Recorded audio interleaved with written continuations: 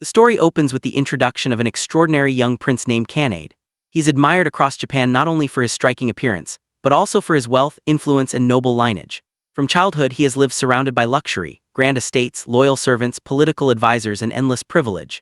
Many consider him destined for greatness, and his greatest ambition is to earn the title of the most legendary prince of his generation. Yet despite his status, Kanade's personality surprises everyone. He's not arrogant or dismissive. Instead, he treats everyone around him with warmth and sincerity. When a servant makes a mistake, he gently steps in to help rather than scold.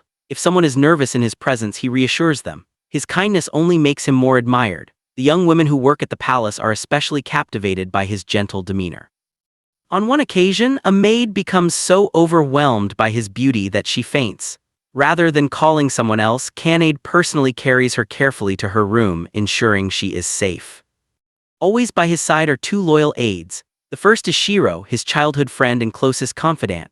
Shiro is practical, sharp-minded, and often serves as Kanade's right hand, guiding him with careful advice. The second is Jen, gentle and thoughtful, known for offering emotional support and balanced opinions. Though Shiro's authority is considered stronger, both are utterly devoted to their prince and rarely leave his side.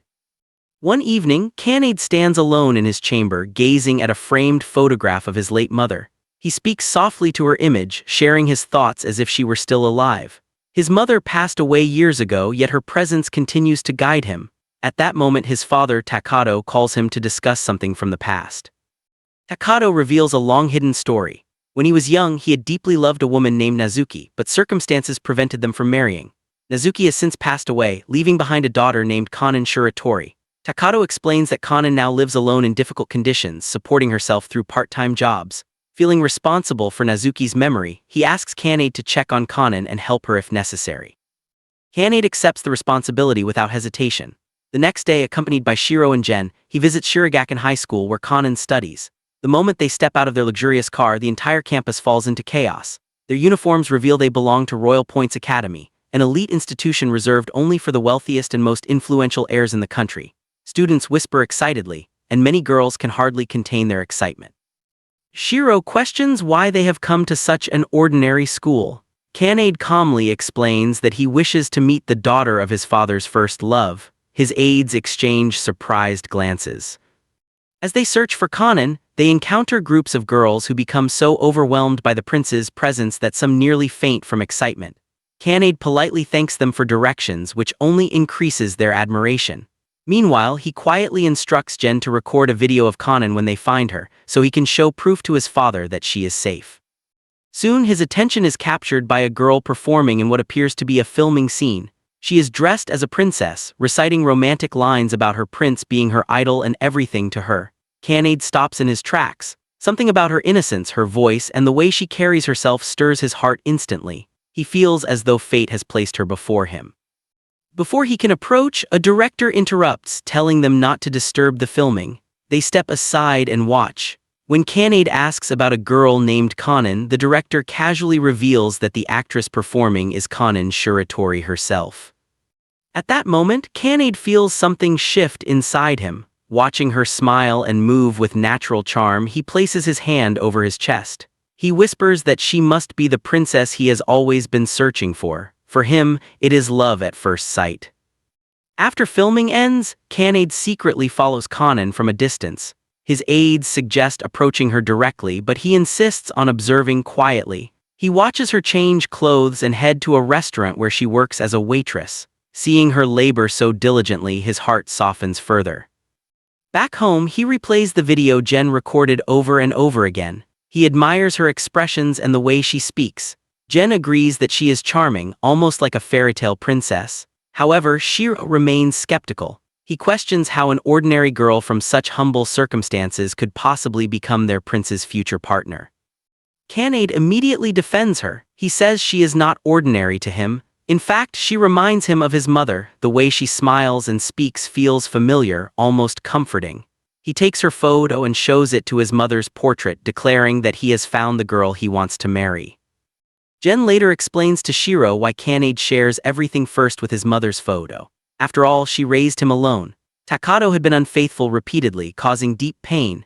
Kanade's mother taught him to respect women and never make them cry. Before she passed away during his childhood, she made him promise that his future wife would be his first true love and that he would always cherish her. Shiro, however, conducts his own investigation into Konan's background. He discovers that she works multiple jobs at restaurants, convenience stores, wherever she can to survive. When he reports this, Kanade only smiles sympathetically, calling her his hardworking princess. Jen compares her to Cinderella. But Shiro brings more troubling details. People say Konan rarely smiles genuinely. Her cheerful expressions at work are only for tips. Even her princess dialogue during filming was scripted. Despite these warnings, Kanade refuses to doubt her. He insists that destiny has already chosen her for him.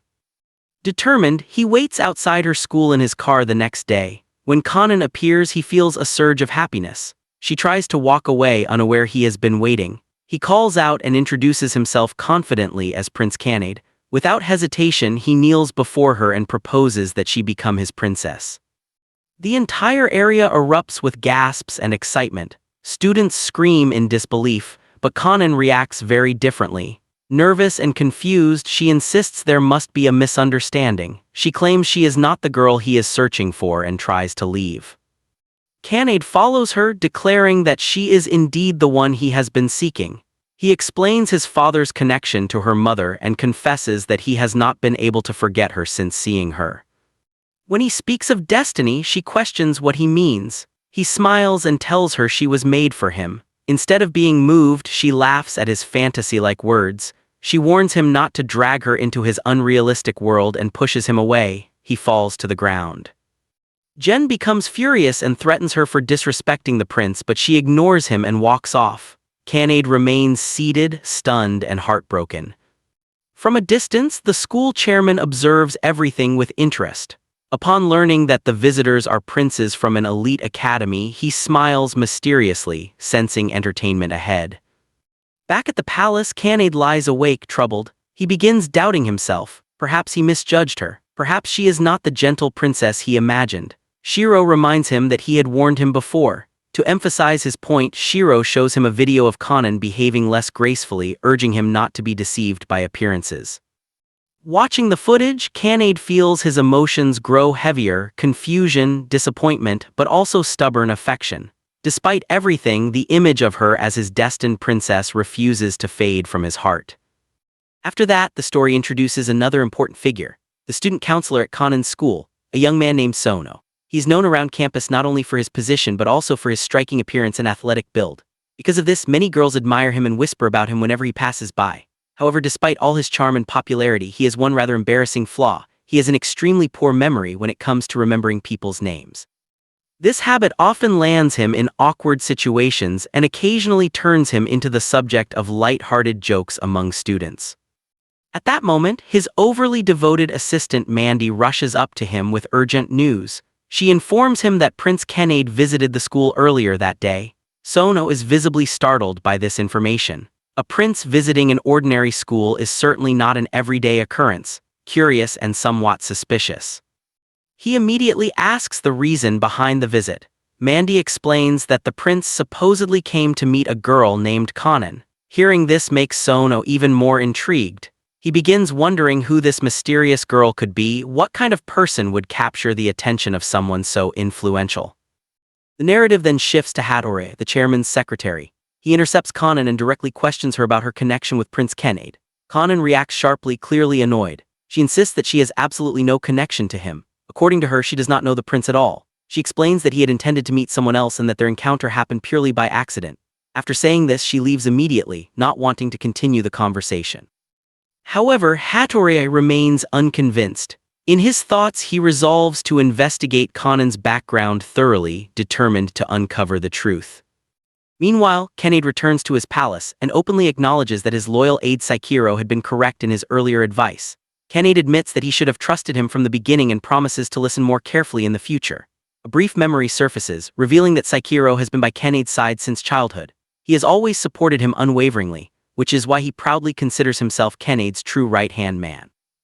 However, the third member of their circle, Jen, harbors his own ambitions. Though he joined the prince's entourage only a year ago, he secretly desires to replace Saikiro and become Kanade's closest and most trusted confidant.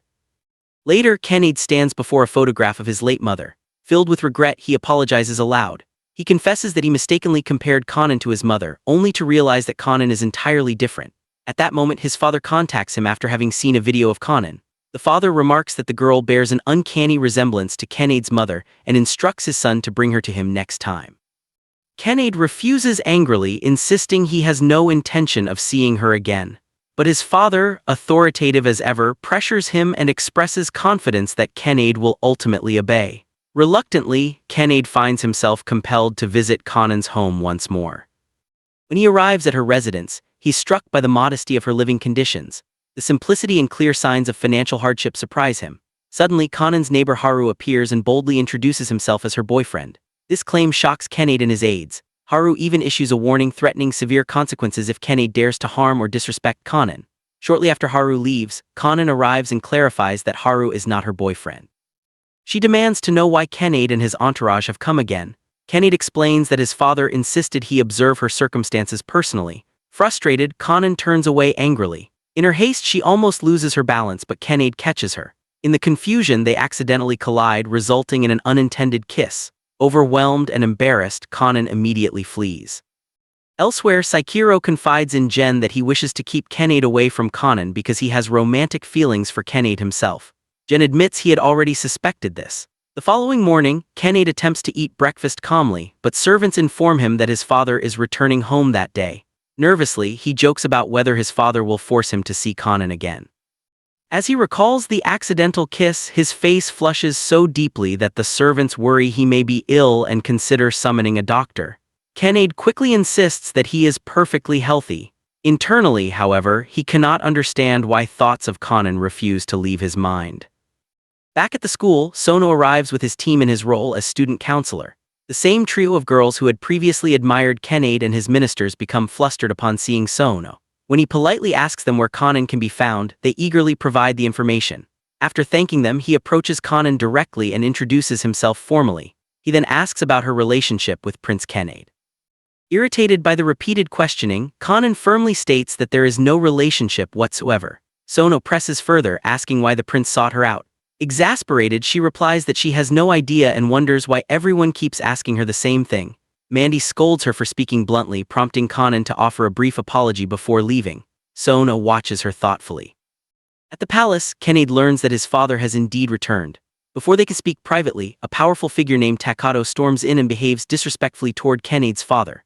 Enraged, Kanade defends him, only to discover that Takato is not merely an outsider but actually his half-brother. Their father explains that before marrying Kanade's mother, he had been involved with Takato's mother. Takato confidently declares his rightful place within the family. Tension quickly escalates between the brothers, with sharp remarks exchanged. Their father eventually intervenes and reveals his true intention. He wants both sons to visit the daughter of his first love, Konan, and ensure her happiness. He explains that she is struggling financially and had rejected his monetary assistance, stating in a letter that she would never accept charity. She insists on overcoming her hardships through her own effort, believing that accepting something free carries hidden costs. Kanade criticizes her stubbornness, but Takato expresses understanding, acknowledging how difficult it can be for someone in her situation to accept help. The father then proposes that one of his sons should genuinely win Konan's heart and eventually marry her. In that way, she would become part of the family and accept support without feeling humiliated. Both sons object, arguing that love cannot be forced or arranged so easily. However, their father adds a powerful incentive: whoever succeeds will inherit his entire fortune. Takato points out that this resembles the very kind of transaction Konan rejected. The father insists that his goal is not to buy affection but to solve her problems. Despite this, Takato refuses to participate, revealing that he already cares for someone else. The father gives them 3 days to reconsider. Kanade leaves the room conflicted and uncertain, torn between his pride, his father's expectations, and his own confusing emotions. In the following sequence, Takato is shown having a private phone conversation. His tone is calm but focused, and during the discussion he clearly mentions Konan's name. Gen, who happens to overhear part of this exchange, immediately becomes suspicious. He starts wondering how Takato even knows about Konan. Until now, he believed that only a limited circle was aware of her involvement in the strange agreement made by Kanade's father. The fact that Takato is speaking about her so casually plants doubt in Gen's mind, and he begins to feel that things are becoming more complicated than expected. At At the same time, Kanade is venting his frustrations to his trusted aide Shiro. He insists that he has no affection whatsoever for Konan. According to him, ever since she embarrassed him publicly, his dislike has only grown stronger. On top of that, the sudden appearance of his half-brother and the ridiculous challenge imposed by their father have left him confused and irritated. He admits that he has no clear strategy and feels cornered from all sides. Shiro initially considers offering simple encouragement, but instead he chooses to reveal more about Takado's background. He explains that Takado has a fierce reputation at his own school. He dominates his environment with authority and most students fear or admire him. The institution he attends is known for rough behavior, and Takado stands at the top of that hierarchy. Moreover, he has a devoted stepbrother named Ryu Takado, who idolizes him completely. Together, the two brothers hold significant influence and are widely recognized figures.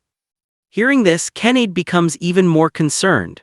Shiro then proposes a calculated plan. If Kanade wants to prevent his father's fortune from potentially falling into Takado's hands, he must eliminate Konan as an obstacle. However, Shiro clarifies that genuine love is unnecessary. Kanade only needs to pretend affection. Once Konan develops feelings for him, he can break her heart, thereby achieving two goals at once: securing the inheritance and satisfying his wounded pride by taking revenge for the earlier humiliation. The suggestion is cold and manipulative, but Kanade quickly embraces it, convinced that this approach solves everything. Meanwhile, Jin decides to approach Takado with a different tactic. Bringing an expensive present, he subtly probes Takado's intentions regarding Konan. He asks whether Takado truly plans to pursue her romantically. Takado firmly denies any serious intention, stating that his heart already belongs to someone else. Jin feels relief upon hearing this, believing that Kanade's path is now clear. However, Takado then casually inquires whether Jin knows Konan personally. When Jin confirms this, Takado requests to see her photo.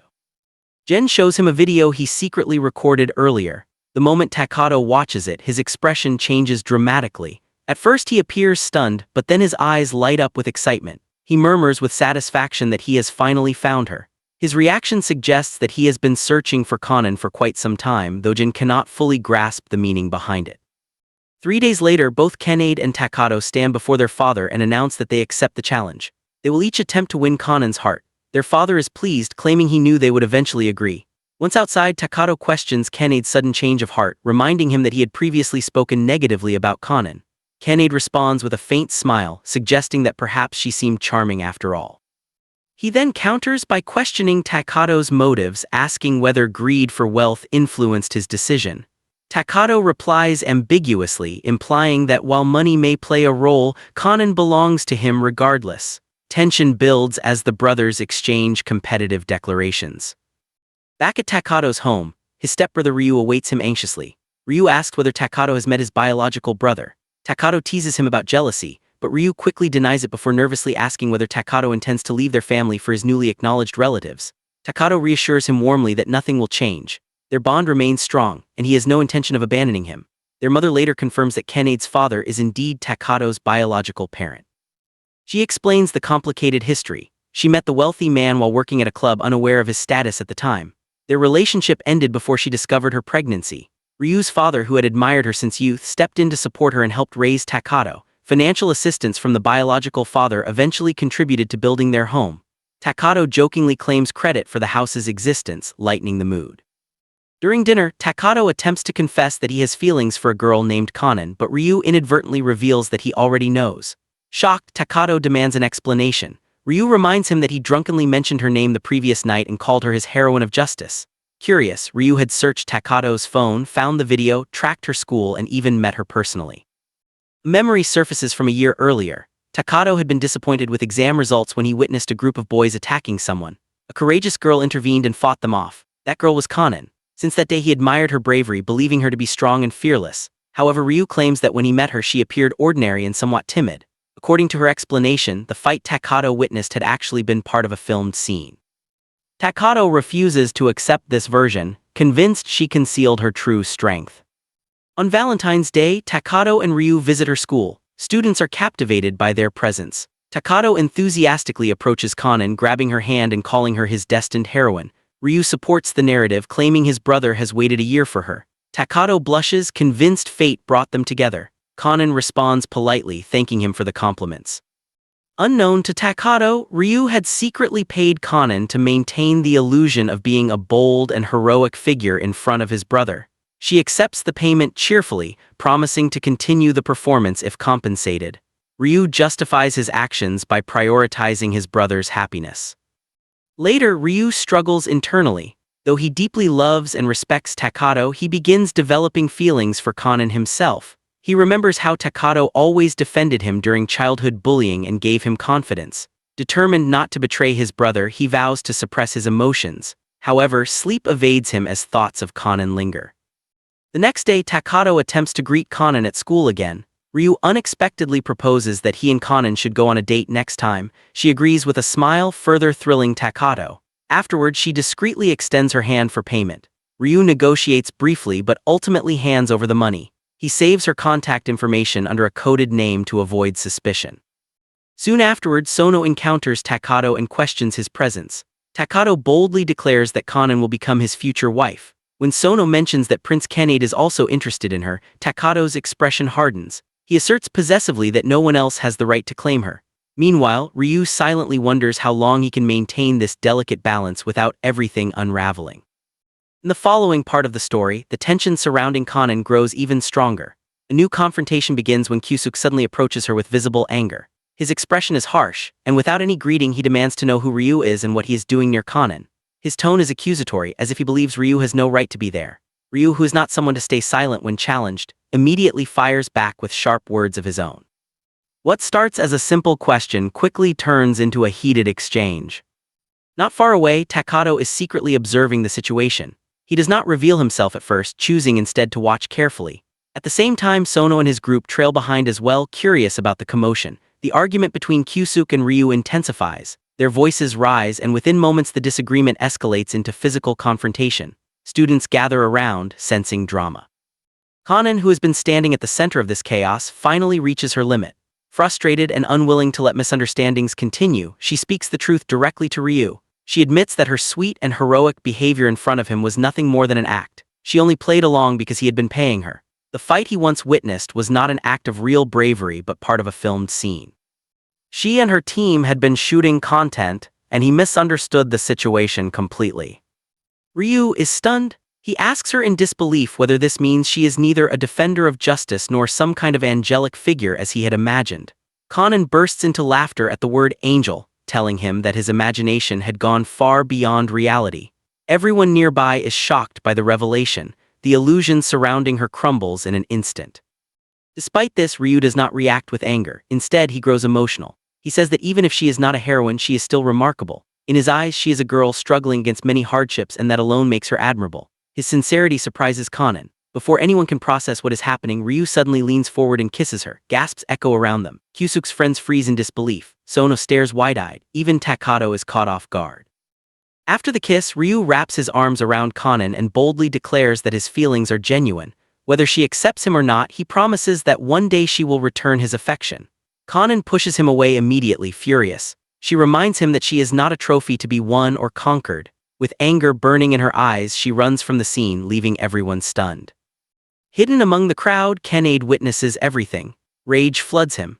In his mind, Konan already belongs to him, and seeing Ryu kiss her feels like a personal insult. Without hesitation, he charges at Ryu and attempts to strike him. However, Ryu easily overpowers him with minimal effort, throwing him aside. Kdrama's companions rush to help him up.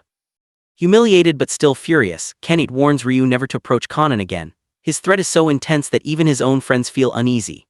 Ryu, however, shifts his attention to Takato, expecting anger or betrayal. Instead, Takato surprises him. He understands that Ryu's actions were motivated by concern for his happiness. Rather than condemning him, Takato expresses gratitude. Overwhelmed, Ryu hugs his brother tightly, relieved that their bond remains intact.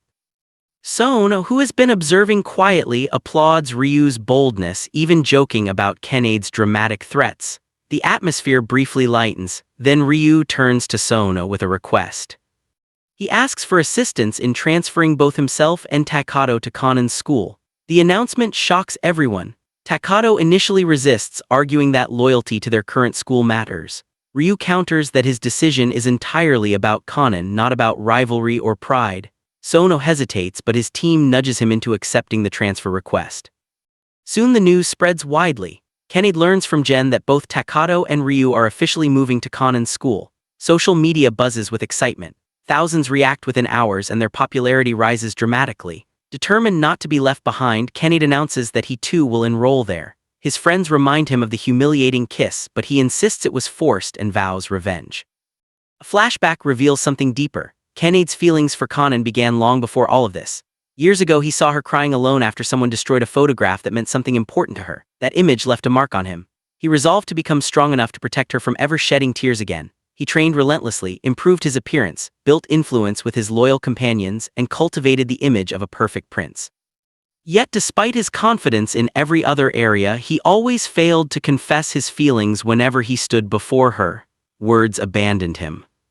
Another key figure enters the narrative, a teacher known as Prince Sensei. Intelligent and composed, he works at the school despite possessing royal status. His reasons remain unclear. When he notices the transfer applications of Takato and Ryu, he questions the chairman.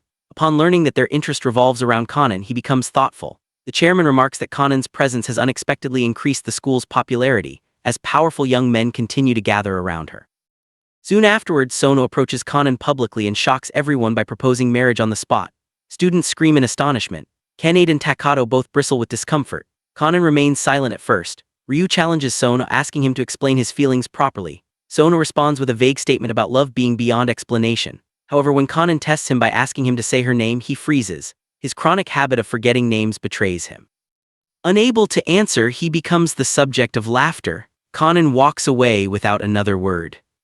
Privately, she warns Sono and the others to stop treating her life like a game. Her fierce tone leaves an impression. Observing this, Kanade feels a strange admiration for her strength. Later, Kanade's friends advise him not to delay any longer. Competition is intensifying daily. Takato and Ryu are openly pursuing her. If he hesitates again, he may lose his chance. Determined, he decides to confess at last. The next day, Kanade enters the school with confidence, accompanied by his loyal allies. At the same time, another boy named Kyuji approaches Konan and confesses his long-hidden feelings. He reveals that he admired her since the day he saw her crying alone. Konan tries to dismiss it as acting, but he does not believe her. He explains that he remained silent for years because he wanted to grow into someone worthy of her. His sincerity briefly touches her heart, yet she ultimately asks him to leave her alone. Meanwhile, Sono receives word that Prince Kanade himself has arrived at the campus. He rushes to greet him formally. Kanade politely requests a transfer for himself and his two ministers. Sono agrees with a smile, though internally he senses an approaching storm. As Kanade repeats his determination to join St. Brilliant High School, it becomes clear that the stage is set for an intense rivalry. Multiple princes, hidden motives, tangled affections, and fragile pride now revolve around a single girl. With alliances forming and tensions rising, it feels as though a new war of hearts is about to begin. At that very moment, the counselor responded without hesitation. He agreed to process the transfer request but first wanted to understand the reason behind it. He asked calmly why they were so determined to move to this particular school. In reply, Kanade gave a soft smile and asked whether the counselor was suspecting that their decision had something to do with Konan. Ryo stepped forward and openly admitted that it did. Curious, he asked how Kanade had figured that out. Before Ryo could continue, the counselor interrupted with a laugh and casually revealed that he himself had confessed his feelings to Konan the previous day. This unexpected statement stunned Ryo and the other two boys standing there. Jin, unable to hide his curiosity, quickly asked what kind of response the counselor had received. He reminded everyone that when their so-called prince had proposed to her earlier, she had rejected him harshly in front of everyone. He wanted to know whether the counselor had experienced a different outcome. Inside, Ryo panicked. He wondered how he should answer because Konan had also turned him down. In fact, she had pushed him away, causing him to stumble and embarrass himself publicly. However, unwilling to admit his humiliation, Ryo lied and claimed that she actually liked him but was simply too shy to give him an immediate answer. He added that she promised to respond later. The three listeners exchanged knowing looks and laughed quietly, clearly aware that Ryo was not telling the truth. As they began to walk away, Kanade suddenly turned back. With complete confidence in his voice, he declared that Konan belonged only to him. He warned Ryo not to even think about trying to win her over because he would never allow her to become someone else's partner. Hearing such bold words, Ryo grew furious and reacted rudely. The tension between them thickened. Soon after, Kenta Kitani asked Ryo whether he truly remembered their past encounter with Konan. Ryo confirmed that they had indeed met her 2 years earlier, but he could not understand why she seemed to dislike him so intensely. This question triggered a memory from the past. 2 years ago, Ryo had attended a glamorous party. Since childhood, he had been admired by girls everywhere. He was wealthy, attractive, and had recently earned the position of student council president. He was used to constant praise and admiration, which made him believe there was no one in the world equal to him. However, that evening everything changed. When Kdrama entered the party, the attention of the girls shifted instantly. One by one, they left Ryo's side and gathered around Kdrama instead. For the first time in his life, Ryo felt overshadowed. A feeling of inferiority crept into his heart, something he had never experienced before. When Kdrama approached him with the intention of greeting him politely, Ryo chose to walk away without a word. Jealousy burned inside him, and that night he silently vowed that he would compete with Kdrama in every possible way. From that day onward, Ryo devoted even more time to improving his appearance, physique, and fashion. He wanted to outshine his rival at any cost. Later, when he discovered that Kdrama had feelings for Konan, Ryo impulsively decided to propose to her himself, hoping to defeat Kdrama through her. Unfortunately for him, Konan rejected him as well. This rejection deeply irritated him. He could not comprehend how any girl, especially Konan, could refuse someone like him. Suddenly, in the middle of his frustration, he realized that he had remembered her name clearly. Overjoyed by this small victory, he ran to his friend Mandy and proudly announced that he had finally remembered Konan's name. Mandy was shocked because it was the first time Ryo had ever remembered the name of a girl. They celebrated as if it were a grand achievement, and Ryo hugged Mandy enthusiastically. After that, Ryo began following Konan around, repeatedly asking her to go out with him. One day, unable to tolerate his persistence, Konan stopped and angrily asked what was wrong with him and why he kept bothering her. Surprisingly, Ryo felt happy simply because she had responded to him. At that moment, Kdrama appeared and warmly addressed Konan, calling her princess. She reacted with visible irritation, stepped back, and denied waiting for him, even mockingly calling him a fake prince before leaving. Ryo felt annoyed by this interaction, but his friends reminded him that they were there to win Konan's heart, not to start unnecessary fights. Later, as Konan was walking home, Ryo called out her name. She was astonished that he, known for forgetting names, remembered hers. Mandy and the others were equally surprised. Approaching her sincerely, Ryo admitted that she was the first girl whose name he had ever remembered. He described it as fate or destiny and confessed that although he initially proposed only to compete with Kdrama, he had now developed genuine feelings for her. Mandy became emotional, remarking that the once carefree playboy prince had matured. However, Kdrama soon appeared again and openly declared that if Ryo had feelings for Konan, then they were officially rivals. Ryo accepted this challenge and shook hands with him, agreeing that they would compete fairly for her affection. Thus, a new rivalry began. Later, it was clarified that even though Kdrama was a former student, his connection with the school allowed him to participate in an upcoming competition.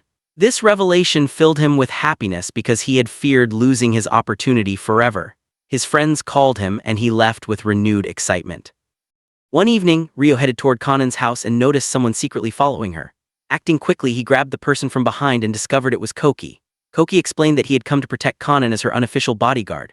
When asked whether Konan knew about this, he admitted she did not. This led to accusations that his behavior resembled stalking. Koki justified himself by mentioning online reports about a suspicious individual troubling girls in the area at night. Since Konan often returned home late from work, he wanted to ensure her safety. Ryo added that he had read the same reports and had come for the same reason. Meanwhile, their father was dining with Kennedy and Takato Kyoku. He mentioned hearing about Konan's school transfer and expressed happiness, hopping to celebrate. Instead, the brothers began arguing over her once again. Back on the street, the real troublemaker confronted Konan, terrifying her. Before he could harm her, Ryo and Koki intervened and drove him away. As they escorted her home, they noticed her trembling hands. Both reassured her, asking her not to be afraid. Though she requested them to let go of her hands, they insisted on staying by her side. To lighten her mood, they sang playful songs, helping her relax. As they approached her house, Haru suddenly appeared, calling her name and claiming to be her boyfriend. He pushed Ryo and Koki aside and warned them to stay away. Konan immediately denied his claim, but Haru prevented her from explaining and ordered the boys to leave. Anger flared again among everyone involved. Haru was known as a popular hairstylist admired by many girls. Charming yet careless, he rarely took relationships seriously. Despite his reputation, girls continued to adore him. His two close friends were equally admired. One worked as a bartender with remarkable charisma, and the other, Tai Kai, was a talented singer whose romantic songs captivated audiences.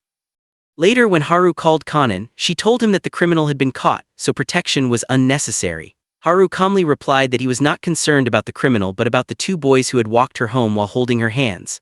Konan firmly defended them, insisting they were kind and had helped her. Haru responded that he had allowed them to leave unharmed only because of that reason. In a flashback, he warned the boys to stay away from her, thanking them for protecting her but threatening consequences if they approached her again. Although some laughed at his exaggerated possessiveness, it was clear he was extremely protective. Finally, Haru gently advised Konan not to trust people too easily, reminding her that the world is not always as kind as it appears. After escorting Konan safely to her house and making sure she entered without trouble, he slowly made his way back alone.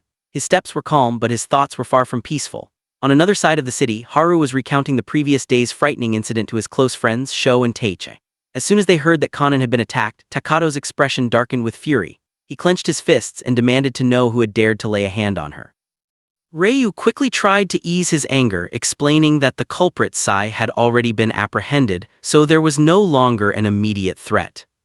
Takato then added that when they had walked Konan home, they unexpectedly encountered her so-called brother. Krishna, overhearing this detail, asked with curiosity whether Konan truly had a brother.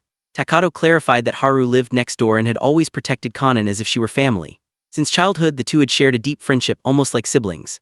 Hearing this, Takato relaxed slightly, believing that Konan at least had someone dependable watching over her. However, suspicion crept back into his voice when he turned to Surya and questioned why he had been there in the first place. Surya felt a wave of nervousness, worried that Takato might guess the truth about his own feelings for Konan. Thinking quickly, he changed the subject and claimed he had only gone in Takato's absence to protect her on his behalf. He insisted he simply wanted to help his brother. Takato, touched by this explanation, sincerely thanked him, unaware of Surya's hidden emotions. Meanwhile, Haru lingered outside Konan's home, reminding her to lock the door securely. She responded with a bright smile and assured him she would. Once she disappeared inside, Haru remained outside for a moment, reflecting on his feelings. He realized that his concern for Konan was unlike anything he felt for other girls. There was a protective warmth in his heart whenever he thought of her, something deeper than casual affection.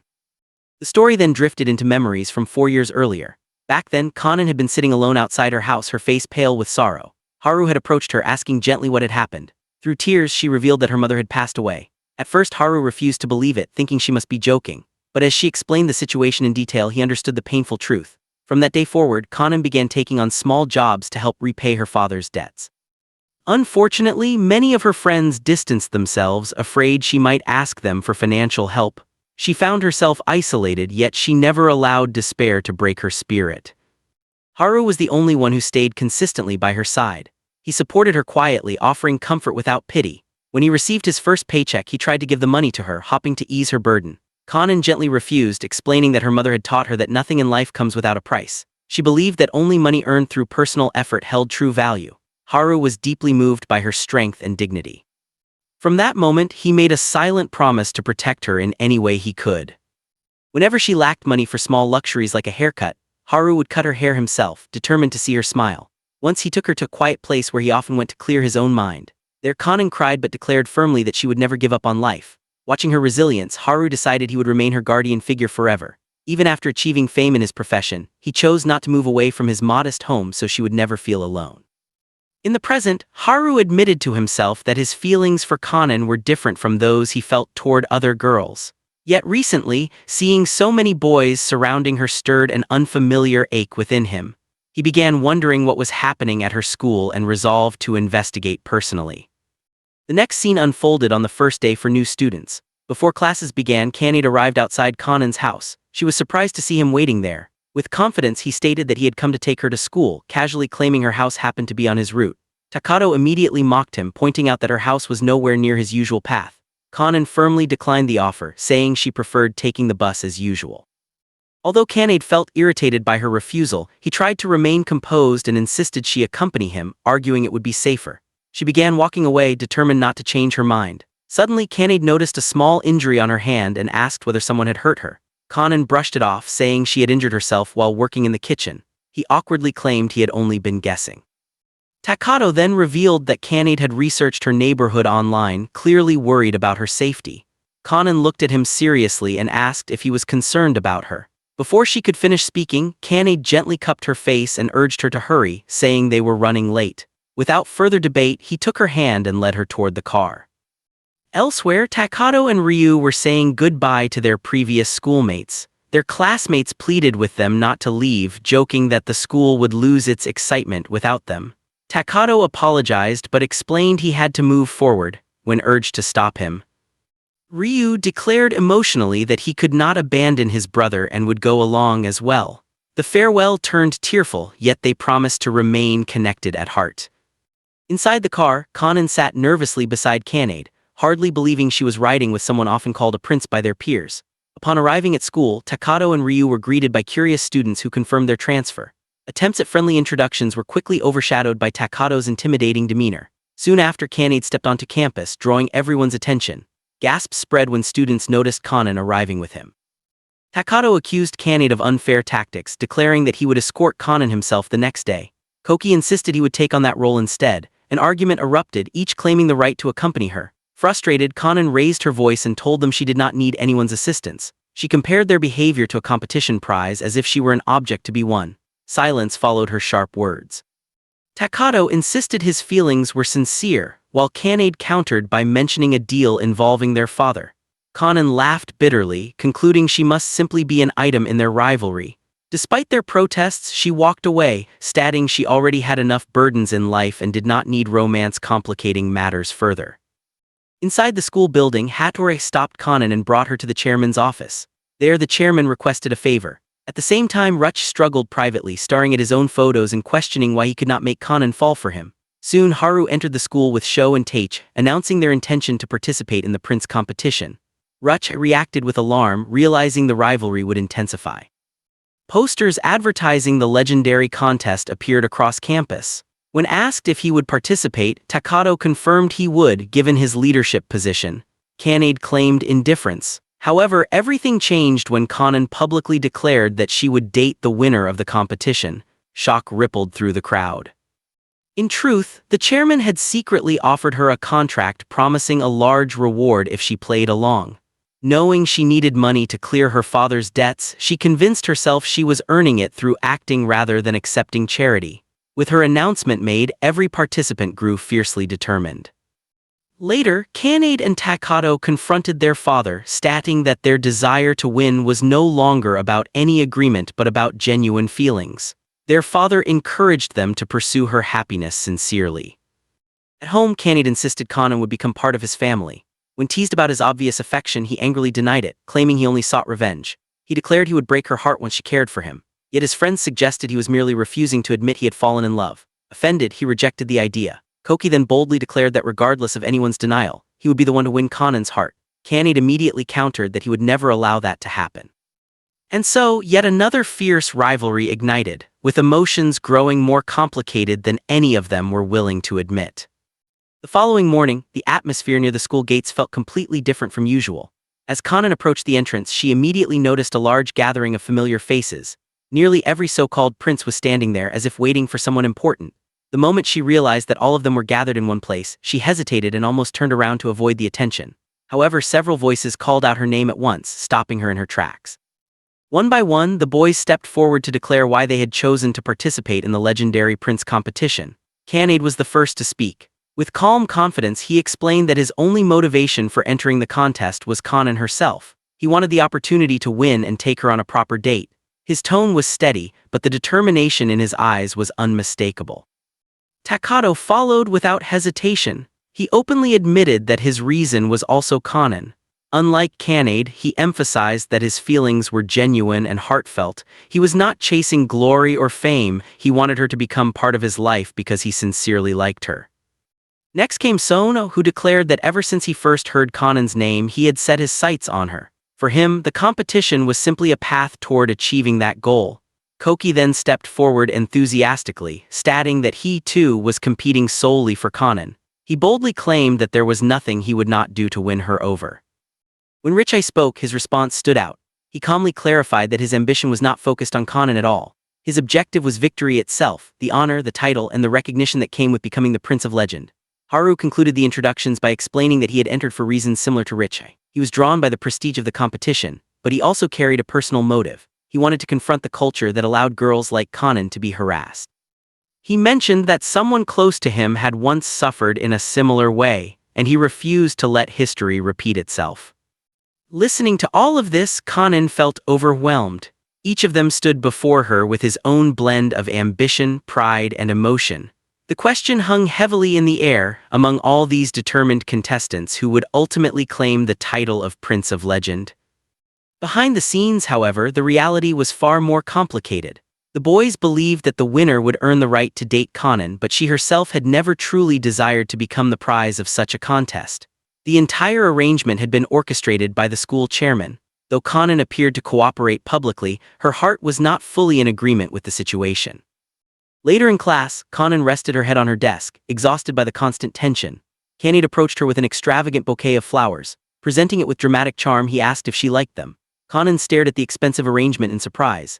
Instead of feeling flattered, she quietly wondered why he would spend so much money on something so unnecessary. Her practical response irritated Kanade, who felt that his romantic gesture was being reduced to a financial calculation.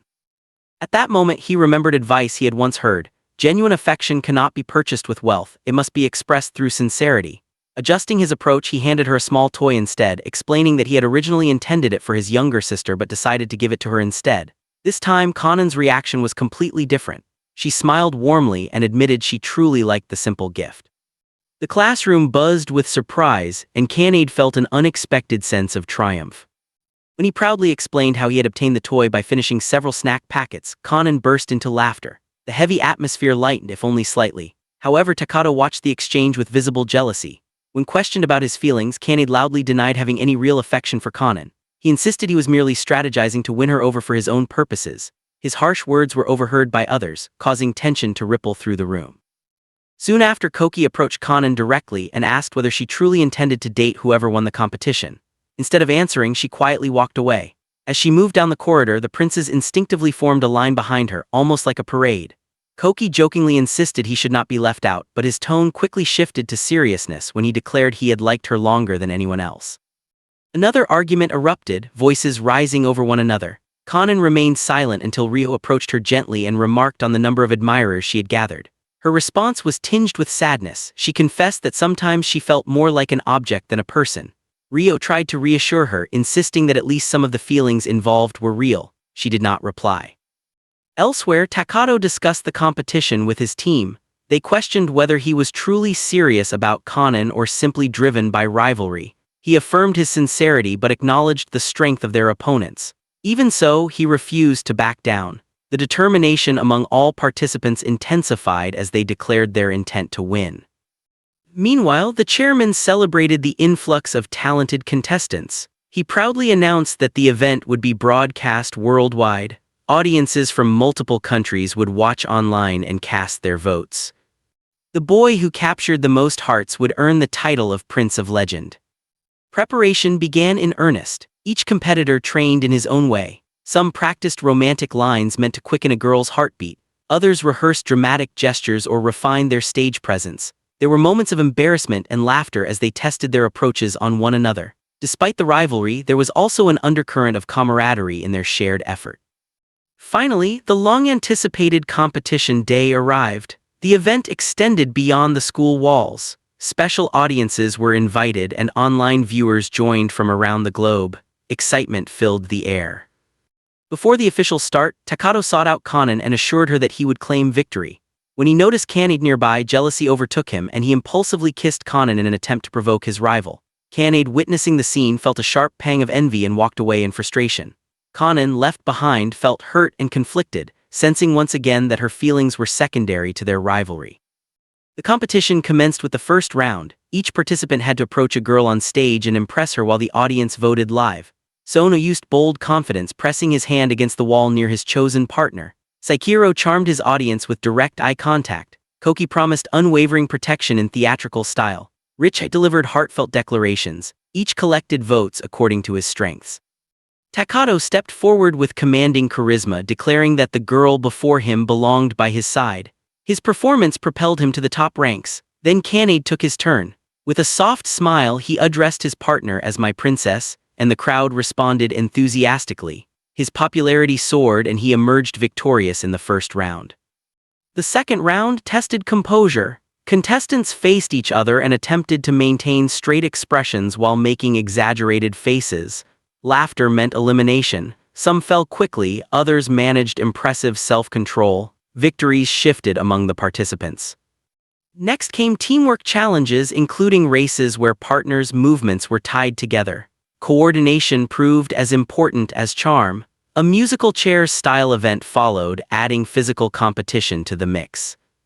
As each round unfolded, the rivalry intensified. Determination burned in every participant's eyes. Yet beyond the spectacle and applause, one quiet truth lingered. The person at the center of it all, Konan, remained uncertain whether any of this truly reflected her own wishes. The competition did not end with charm and clever words alone. After the earlier rounds tested charisma, composure, humor, and teamwork, a new challenge was announced that stirred the excitement of the audience even further. It was called the Princess Carry Task. Each remaining contestant had to lift a girl in his arms and make her feel truly cherished, as if she were royalty. The goal was not simply strength, but tenderness and presence, the ability to create a magical moment. Rich stepped forward first. With confident ease, he scooped the girl into his arms and spun her around gracefully as though performing a romantic scene from a film. The crowd responded with cheers. Sano followed, lifting his partner carefully and walking across the stage with calm dignity, presenting her as though escorting a noblewoman. Koki's approach was softer. He held the girl close, his expression protective and warm, conveying quiet devotion rather than spectacle. Takato, ever dramatic, lifted his partner in his signature style, flashing a playful wink at the audience before wrapping his arms around her in a bold gesture meant to capture hearts. Then came Kanade. Instead of theatrics, he gently lifted the girl, set her down with care and held her hand respectfully, allowing the simplicity of the moment to speak for itself. His understated style left a surprisingly strong impression. As the applause faded, the chairman announced yet another test, this time of physical skill. Professional fighters entered the stage to simulate surprise attacks, ensuring that the princes could demonstrate courage and defensive ability. The sudden action electrified the atmosphere. Each contestant reacted swiftly. Koki fought while shielding his partner, proving that protection came naturally to him. Ryu displayed impressive strength and agility, earning admiration for his technique. Takato and his brother worked seamlessly together, their prior training evident as they handled the challenge with remarkable efficiency. In truth, every prince rose to the occasion, clearing the round with determination. When the voting results were revealed, tension filled the hall. The public had narrowed the field to 5 finalists: Takato, Kanade, Koki, Ryu, and Sano. Cheers erupted as the names were announced. Yet the chairman had one final surprise. The last round would consist of individual dates. Each prince would spend time alone with the same girl. During those private meetings, viewers would observe their behavior and vote for the one who created the happiest and most genuine connection.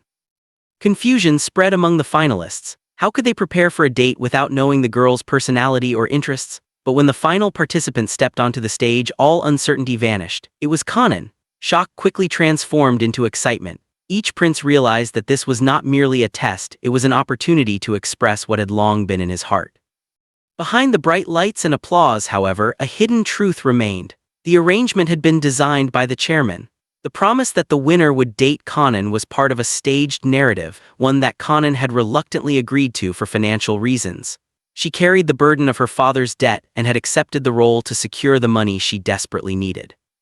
The final round began with live cameras capturing every detail. Sano's date was first. Determined to impress her, he demonstrated elements of his family's traditional practices, explaining their significance with quiet pride. Though composed, he was clearly nervous. When Konan accidentally stumbled toward him, he found himself staring at her face from close range and softly admitted that she was beautiful. His sincerity earned admiration. Next, Konan visited Koki, who had arranged a casual basketball gathering with friends. Despite his usual energy, he struggled to articulate his feelings in her presence. Shyness replaced bravado and his words fell short, though his effort was visible. Ryu welcomed Konan into his home, introducing her to his family over lunch. His relatives treated her warmly, already fond of her from what they had heard, yet when the two were left alone, Ryu found it difficult to express the depth of his emotions. His hesitation revealed vulnerability rather than confidence. Takato chose a more personal setting, a childhood playground filled with memories. There he confessed that although many admired her, he believed his feelings were the strongest. His smile carried both charm and longing, as if he hoped nostalgia would anchor her heart to him. Finally, it was Kanade's turn. From the moment Konan approached him, she felt a different kind of tension. He invited her to sit beside him and sang a song he had written specifically for her. The lyrics spoke of destiny and unspoken connection.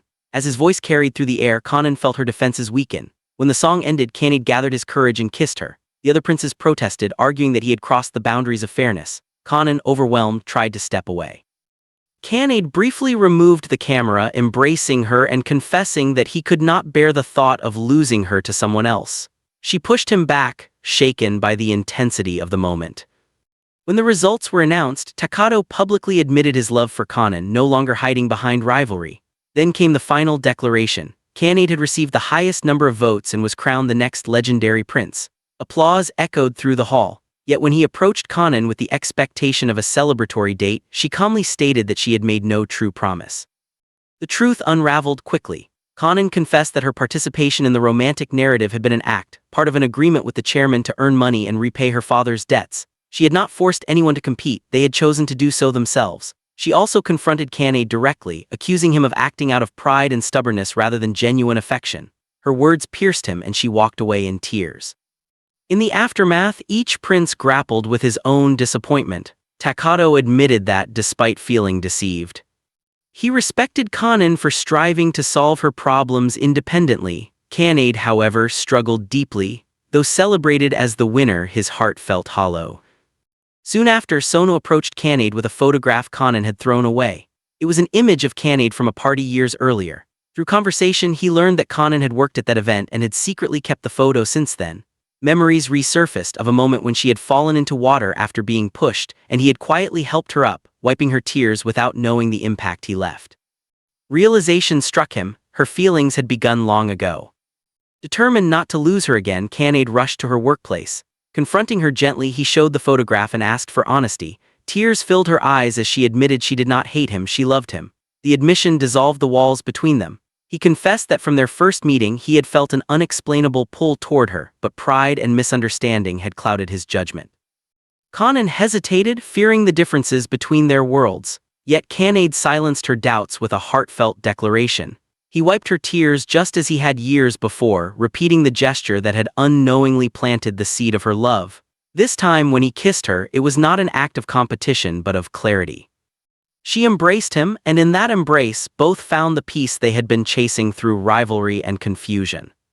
Life gradually moved forward for the others. Takato resolved to grow stronger and pursue his own path. Richie refocused on personal ambition. Koki redirected his playful energy elsewhere. Haru continued balancing care for Konan with his own carefree lifestyle. Ryu maintained his brotherly bond with Takato, accepting the outcome with maturity.